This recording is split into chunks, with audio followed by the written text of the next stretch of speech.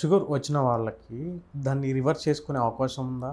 So, reverse అవుతుందా మళ్ళీ? So ఇది మనం బేస్డ్ ఆన్ హెచ్బిఏవన్సీ మనం ఏంటంటే వాళ్ళకి సజెస్ట్ చేయొచ్చు.